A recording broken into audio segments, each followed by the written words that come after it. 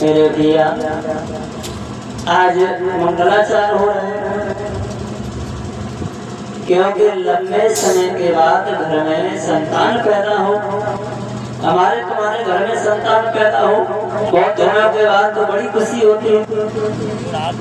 बुढ़ापे पे वहाँ पंडित जी महाराज दान पुण्य लगा रहे हैं, ऋषियों को ब्राह्मणों को बुला रहे हैं, वेदांती ब्राह्मण आ रहे हैं, आचार्य वेद शास्त्री लोग वहाँ पहुँच रहे हैं, भोजन कर रहे हैं, दक्षिणा पा रहे हैं। पर आजकल इस कलयुग में किसी के घर में लला पैदा हो जाए तो महात्मा के दर्शन ना हो, सब उल्टा हो रहा है। क्या हो रहा है? लला के मौसा को खबर कर गई कि तुम्हारा सड़पूता आ गए, लला के मौसा आ रहे गाड़ी लेके, तो लड्डू तो बचने ला रहे, कहाँ लेके आ रहे? एक पवन की बेटी। लला की नंसार में खबर कर गई नाना और मामा के लिए। नाना मामा कहाँ कहता पचे लेके आ रहे हैं, तो पचे के संग में कहाँ लेके आ रहे हैं? पवन की बेटी। लला के और आ रहे हैं फूफा, फूफा से फोन कर लो तो बुआ 1 किलो लड्डू ला रहे हैं, 200 रुपया के, 2000 की पेटी फूफा ला रहे हैं। ऐसे है रहे थे हमारे। मेरे भगवत प्रेमियों, कलयुग की महिमा अलग ही निराली। अब लोगों से कहे तो बोले शास्त्री जी जमाना बदल रहे हो, पर हमें तो जमाना दिखे में बदल तो वो हमें तो यही देखा कि लोग बदल रहे हैं। जमाना तो वही है। सतयुग में जो सूरज और चंद्रमा निकलते थे वो आज भी निकल रहे हैं। सतयुग में दिन और रात्रि होती थी, आज भी हो रही है। सतयुग में जो पहर थे वो आज भी पहर है। सतयुग में जो धर्म था वो आज भी है, पर सतयुग में ज्यादा था, पर धर्म कलयुग में अब बचा नहीं। केवल बचा तो क्या बचा है? दान। धर्म के 4 चरण बचे कलयुग में, और 4 चरणों में 3 पैर कलयुग ने तोड़ दिए। सत्य, दया, धर्म और सोच। सोच यानी पवित्रता। सत्य किसी के अंदर रहा नहीं, धर्म किसी के अंदर रहा नहीं, दान सबके अंदर बचा हुआ है। दान इंसान कर रहा है, पर ये दया, धर्म और सोच किसी के अंदर नहीं। सारे रिश्ते नाते झूठ हो गए, बाप बेटी के रिश्ते झूठे पड़ गए, भाई बहन के रिश्ते झूठे पड़ गए, पति पत्नी के रिश्ते झूठे पड़ गए। कहाँ तक कही जाए इस कलयुग की कथा? मेरे भगवत प्रेमियों, एक ही घर में लालन पालन हो रहा है दोनों कुमारों का, पर विधि की गति अलग हो गई। माता बहनाओं, जैसे आप खाना बनाती हो घर में, रोटी बनाती हो तो हर रोटी एक जैसी नहीं होती है? हर रोटी एक जैसी नहीं होती। वैसे ही हर माता पिता की संतान किसी की 2 है, किसी की 4 है, किसी की 8 है, पर एक जैसी।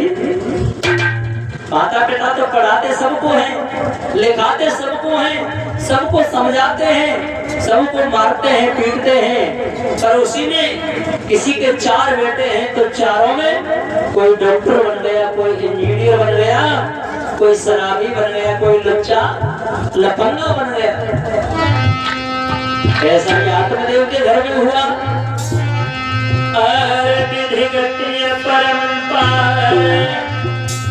और न होनी दाहू ने जानी।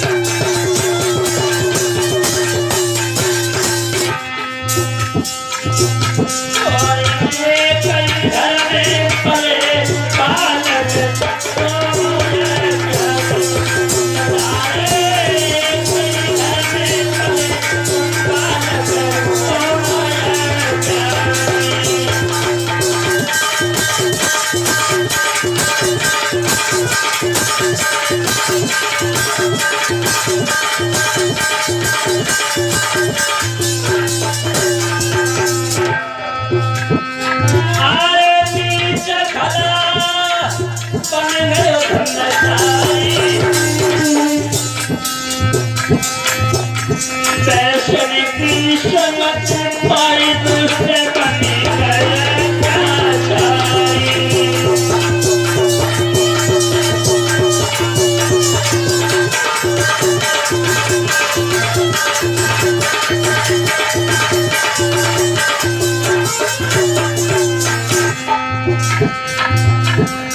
एक ही घर में दोनों पुत्रों का लालन पालन हो रहा है और हमने देखा है एक ही घर में एक बेटा तो सत्कर्म कर रहा है, नीत पर चल रहा है और घर में दूसरा बेटा है वो दारू पी रहा है, जुआ खेल रहा है, माता पिता को गालियां दे रहा है। दुखी भये ब्राह्मण तिवारी शोधन करियो बलवानी दुखी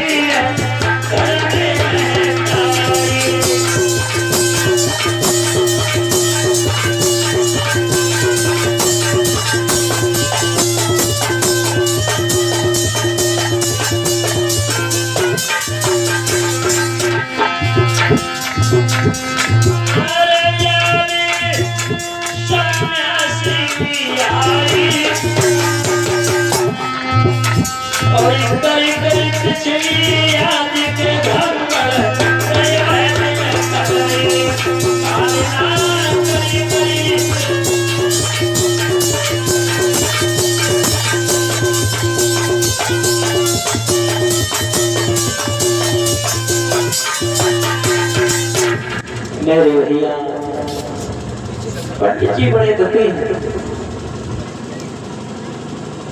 पहले तो दुखी जावा से थे कि घर में कोई संतान नहीं थी और संतान हो गई और दुखी जावा से है कि संतान कहना नहीं मान रही, सब तरह से दुखी हो गए। तो ईश्वर महाराज दुखी सारा संसार है, दुखी बेहू है जिनके घर में लड़ा ना आए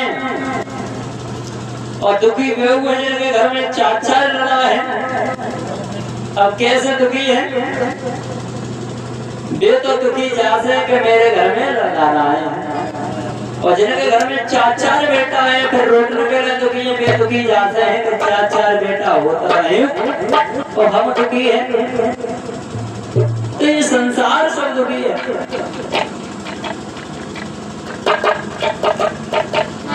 हमारी बुद्धि में तो एक ही बात आई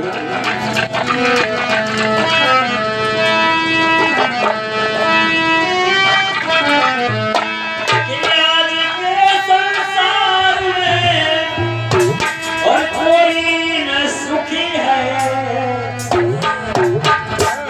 परीक्षित महाराज और किसी न किसी बात से कोई सुखी है,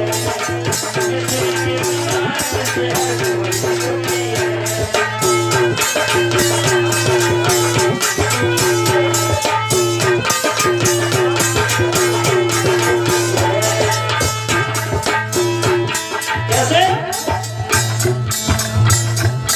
कोई दुखी संतान को कोई संतान से कोई तो दुखी चाहते हैं कि मेरे घर में लड़ा देना है और बाजे बाजे दुनिया में जहाँ से दुखी है कि चच्चर बेटा और चच्चर बहू है वो सब है और दो रोटी कोई पानी तो भैया ना है। तो ऐसी औलाद से तो बिना औलाद के सही दुखी दोनों है।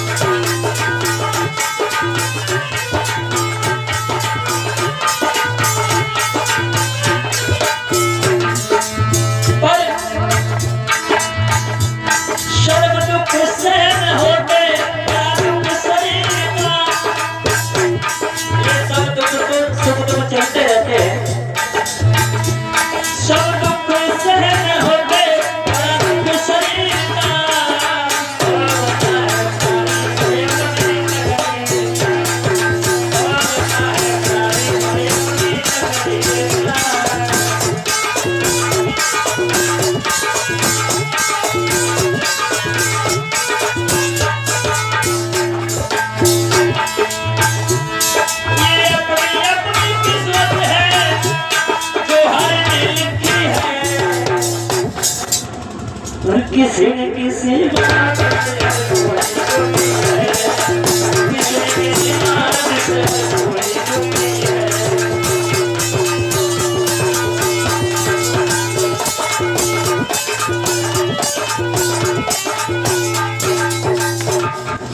दुखी सा है जमाने में। आज मेरे भगवत प्रेमियों यहाँ तक हुआ कि शिकायतें आने लगी, किसी की चोरी करता है,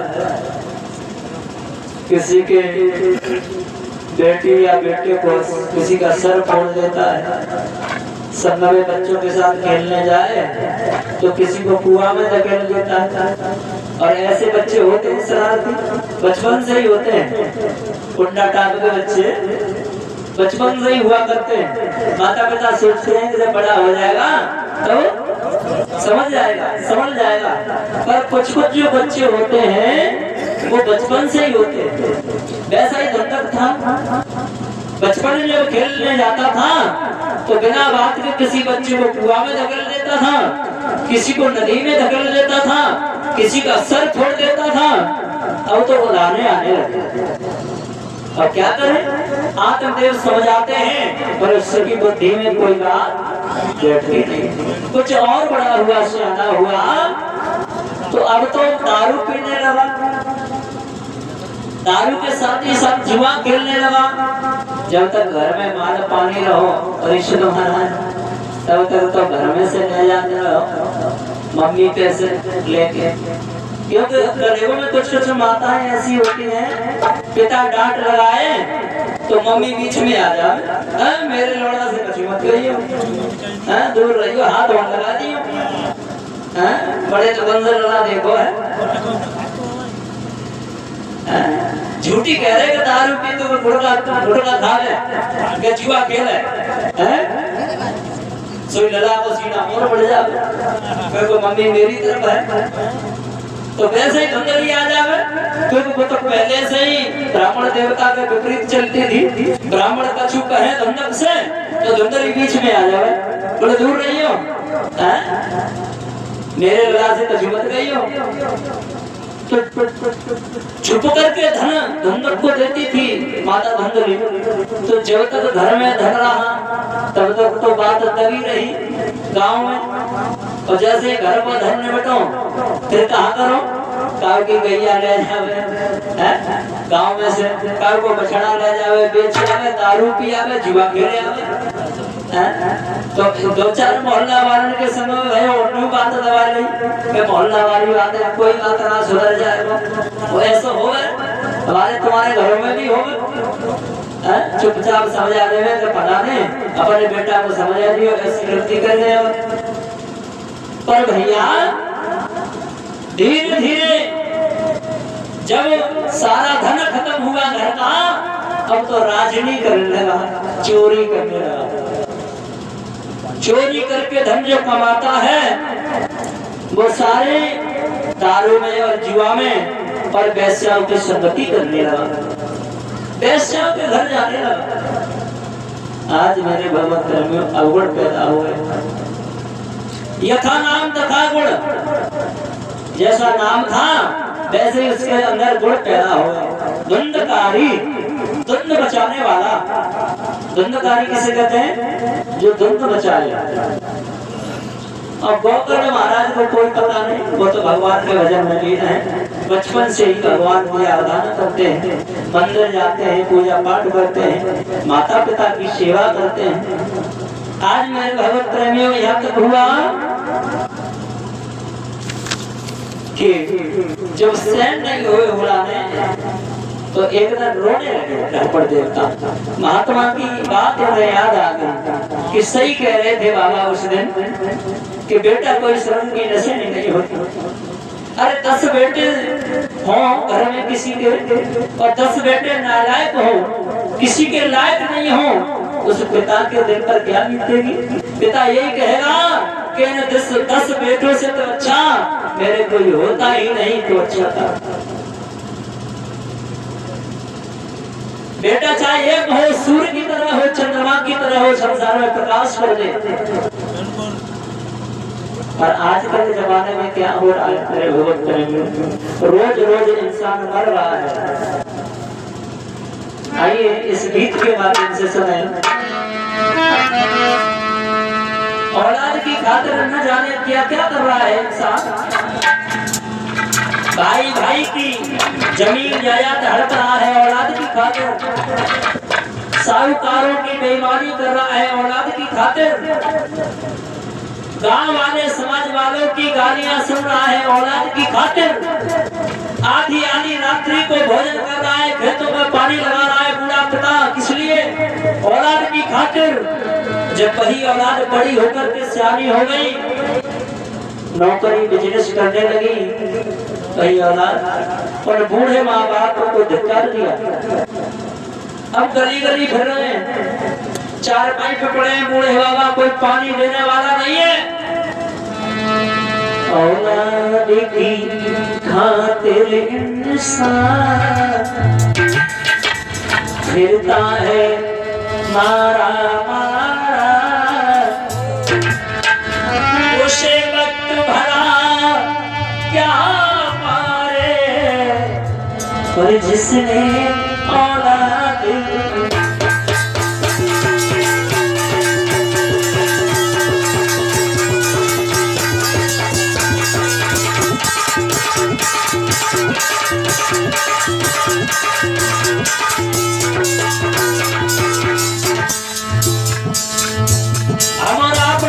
क्या क्या पापड़ बेच चुके हैं औलाद के लिए, और गोदी औलाद जब बुढ़ापे में सहारा ना बने तो फिर क्या हुआ माता पिता के लिए। औलाद की खातिर इंसान फिरता है मारा मारा, उससे वक्त भला क्या मारे, जिसको औलाद ने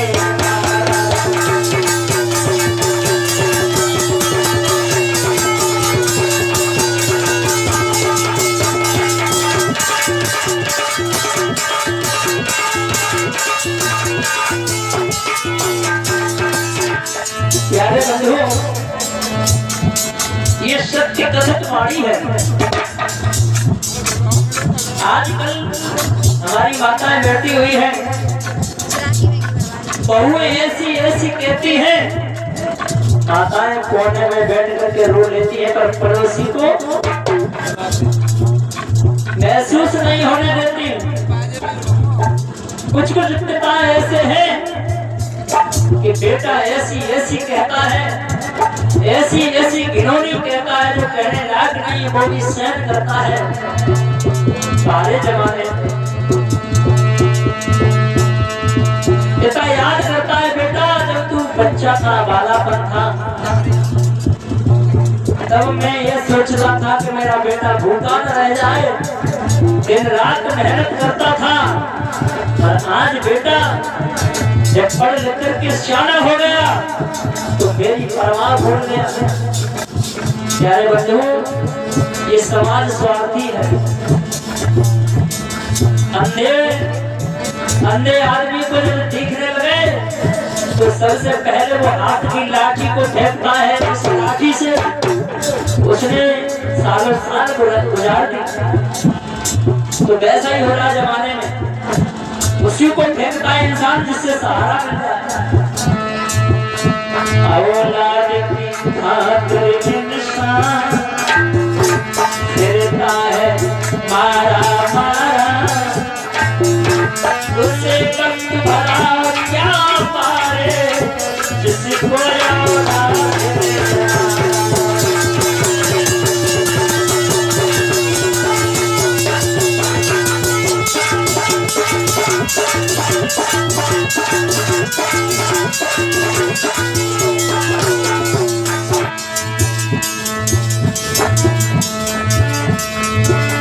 जब जब हम रोए दुखों में, जब जब हम दुख में रोए, माने आंचल में सजोए, अब बत्ती कैसा बदला, माँ बाप के नैना रोए।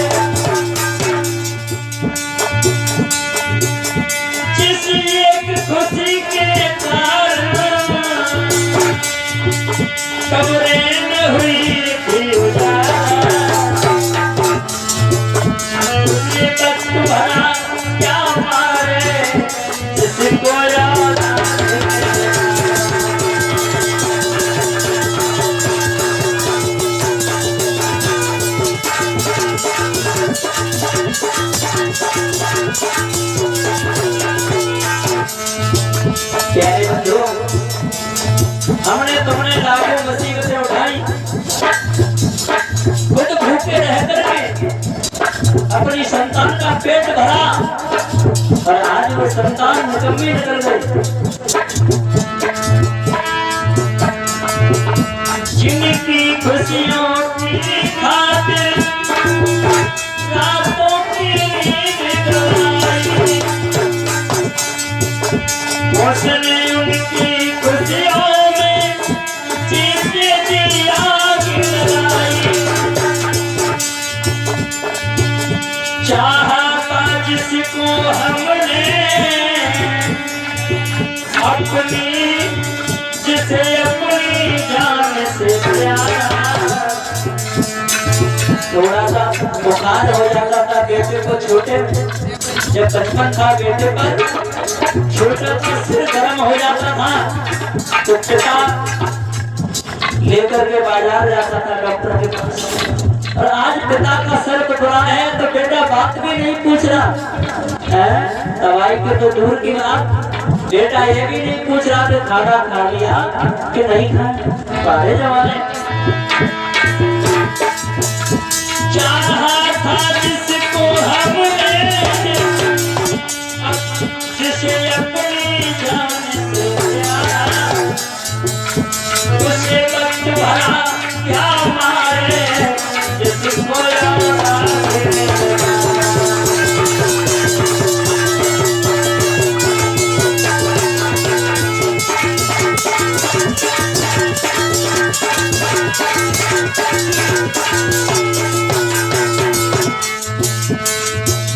औलाद की खातिर इंसान देता है मारा मारा, भूखे प्यासे रहकर के काम रात किया किसके लिए? हमारे बेटे हमसे भी ज्यादा ऊपर हो जाए, पर आज बेटे बात तक नहीं पूछ रहे। औलाद की खातिर इंसान देता है मारा मारा, उसे वक्त भला क्या मारे, जिसको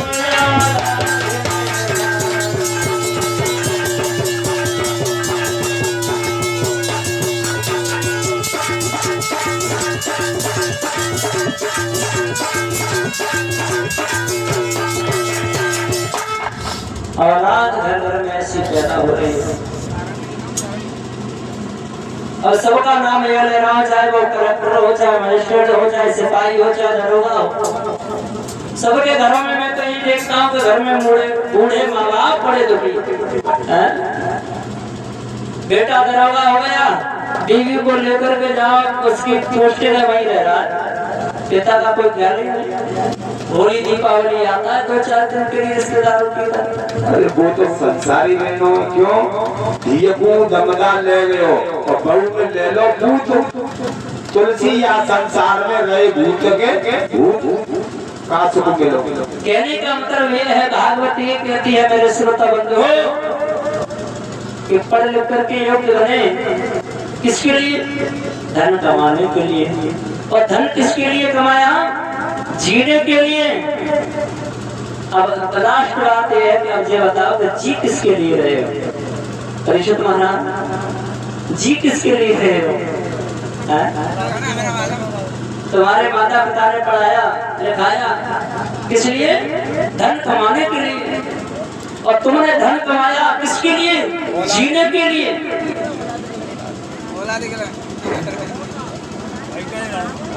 पर जी किसके लिए रहे हो? इसलिए ये सब मतलब का व्यवहार है। स्वार्थ लागे करे सब प्रीति, ये कौन कह रहे हैं? गोस्वामी तुलसीदास जी कह रहे हैं रामचरितमानस में, बिना स्वार्थ के कोई प्रीत करने वाला नहीं है।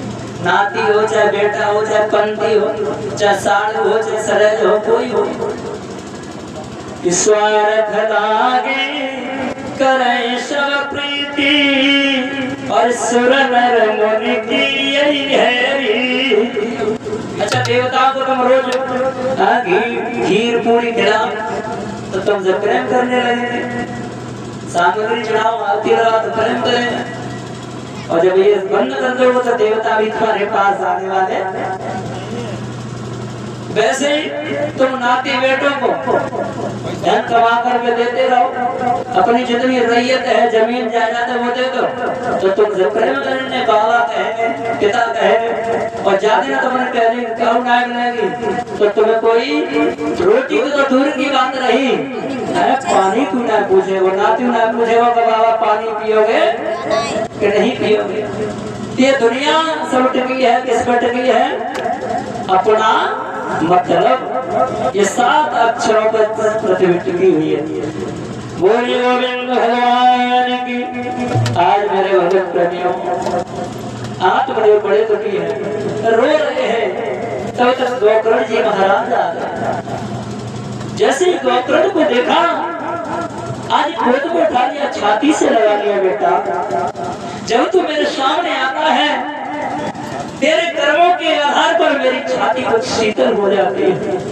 क्योंकि गोकर्ण जी भगवान का भजन करते हैं, मंदिर जाते हैं, पूजा पाठ करते हैं, घर में ही रहते हैं, वेदों का अध्ययन करते हैं, तो उनकी कोई शिकायत नहीं आ रही गायों में। और दंडक तो रोज शिकायत लेकर के आता है, आज रोने लगे। तो आज आत्मदेव को समझाने लगे हैं गोकर्ण जी महाराज, पिताजी तुम बेकार में मोह माया में पड़े हुए हो, ये संसार रैन बसेरा है, ये संसार सुपन की तरह है। जैसे सुपन में हम और आप देखते हैं हम तो राजा बन गए, और जैसे यहाँ की खुली तो चारपाई पे पड़े, छत पे सो रहे तो जमीन पे पड़े, और सपने में कहाँ बैठे थे, राजगद्दी पे। वैसे ये संसार है, ये तुम्हें सपन है, सपन दिख रहा है कि हम ये कर लेंगे, वो कर लेंगे, पर बाद में जब जाओगे तो कुछ तुम्हारे साथ जाने वाला नहीं है। तो गोकर्ण जी महाराज समझाने लगे, पिताजी बेरन बखानी ये है सरस कहानी बिना, और राम रस पानी अंत नाय रस परिया। ये पिताजी छैया पितु भैया को, और तुम ये सोच रहे हो कि नारी सुख देगी, कि पुत्र सुख देगा, कि नाती सुख देगा, कोई सुख देने वाला नहीं है। कि सुख को दिवैया जने जानत है ये ज्ञान सो, और छैया पे तो भैया को सुख नाई नहीं है। पिताजी काहू को संयोग योग, काहू को वियोग सोग, और भोग रोग सोग मूढ़ सब जर जय। लाकहू उपाय हाय हाय सोग माय दया, और बिना राम प्रेम कहूँ शांति नाई पय। हे पिताजी अब तुम भगवान का भजन कर लो, तभी तुम्हें सुख शांति मिलेगी, वरना अशांति ही अशांति रहेगी। अच्छा ये बता परिषद महाराज, यदि बेटा सुख का कारण हो गए, कर्म तुमने किया है, तुम्हारे घुटने में जो दर्द हो रहा है बैठने पर, तो वो दर्द किसको सहना पड़ रहा है, खुद को। ये बेटा दर्द नहीं सहेगा। बेटा का कर्तव्य यह है कि बेटा ज्यादा करे, वो ज्यादा आज्ञाकारी होएगा तो तुम्हें ले जाके मोटरसाइकिल पे जसवाने का डॉक्टर की दुकान पे डाल देगा। पर जो पीड़ा है रही है, जो दर्द है रही है, वो खुद को ही सहन करना पड़ेगा। आज मेरे भगवत प्रेमियों उपदेश दिया गोकर्ण जी ने, उपदेश सुनकर के अभी आप कौन कह रहे हैं, संत गोस्वामी जी फिर कह रहे हैं रामचरितमानस में कि सठ सुधरे शत संगति पाई, और जैसे कुघात और पारस परस कुघात सुहाई। सत कहते हैं मूर्ख को, सत कहते हैं लालची को, सत कहते हैं अज्ञानी को, सत कहते हैं लोभी को, सत कहते हैं कामी को,